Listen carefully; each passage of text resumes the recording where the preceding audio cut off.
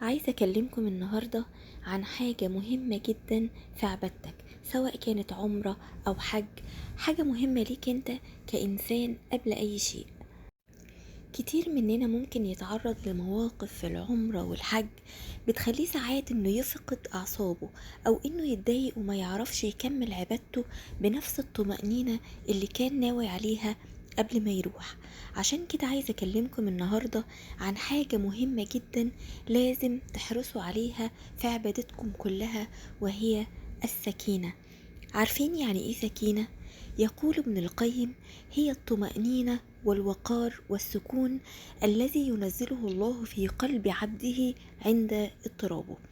طيب ازاي تحقق السكينة لقلبك علشان مهما حصل لك ما تفقدش أعصابك وما تفقدش الطمأنينة في عبادتك؟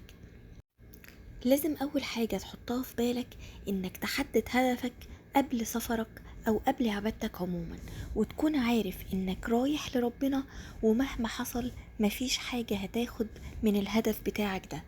هقولك على حاجة حلوة وهدف جميل ونية صادقة تاخدها قبل ما تعمل عبادتك أو قبل ما تروح، سواء لحجك أو لعمرتك.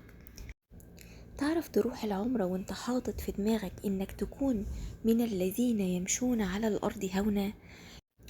يقول الله تعالى: وعباد الرحمن الذين يمشون على الأرض هونا وإذا خاطبهم الجاهلون قالوا سلاما. اعرف دايما ان مفيش بني ادم على وجه الارض ممكن يسلم من ان حد يأذيه او يكلمه بالسوء او يتعرض لحاجات تضايقه من اشخاص معاه. لكن الفرق والاختلاف بين ردود افعالنا بترجع لحاجة مهمة، وهي انت عايز تكون مين عند ربنا، وهدفك هو ايه. لو انت واخد هدفك من الاول انك تكون ماشي على الارض هونة، هتصغر الامور التافهة دي في عينك، لان عندك هدف اكبر عايز تحققه، وعمرك ما هتتجر لأي حاجة تعكر عليك صفو عبادتك، واي حاجة هتضايقك مش هتلاقي منك غير السلام. السلام في تقبلك للإساءة، والسلام في ردك، والسلام في رد فعلك وعدم رد الإساءة بالإساءة. حد ممكن يقولي ان الموضوع مش بالسهولة دي وان الكلام سهل. هقولك طول ما انت هدفك هو ربنا، صدقني هيصغر في عينك اي حاجة تخليك ما تحققش الهدف ده. اعرف دايما انك هتلاقي المختلف معاك في رأيك وفي فكرك وفي طباعك، بس المهم تعرف ازاي تتعامل مع الاختلاف ده. ودايما حاول تتحلى بالصفات والأخلاق اللي تأثر بيها قلب اللي قدامك حتى لو انت مختلف معاه. هقولك على صفة مهمة قوي، حاول تتعلمها وادعي ربنا انه يرزقك بيها. خليك دايما انسان هين لين. خلي كل معاملاتك مع الناس فيها رفق، وبلاش الغلظة في الطباع. قال رسول الله صلى الله عليه وسلم: ألا أخبركم بمن يحرم على النار، أو بمن تحرم عليه النار؟ تحرم على كل قريب هين لين سهل. فخليكم سهلين. بجد من أفضل النعم اللي ممكن ربنا يديها لعبده إن يجعله إنسان سهل. سهل في تقبل الاختلاف، سهل في العشرة، سهل في التعامل، سهل حتى في الخصومة، وسهل في الغضب. مش لازم تطلع من كل الاختلافات كسبان أو فارض رأيك.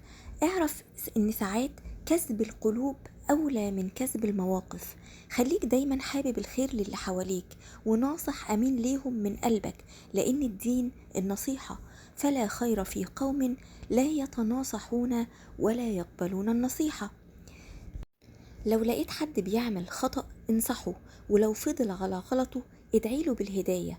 اكره الخطأ لكن لا تكره المخطئ، وافتكر دايما ان الدنيا دي كلها زيلة ما تسواش عند الله. فمهما حققنا فيها من مكاسب وانتصارات في المواقف علشان نرضي بيها أنفسنا ونرضي بيها غرورنا، فاحنا ما كسبناش حاجة.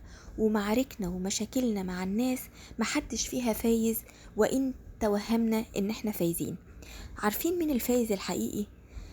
قال الله تعالى: فمن زحزح عن النار وأدخل الجنة فقد فاز.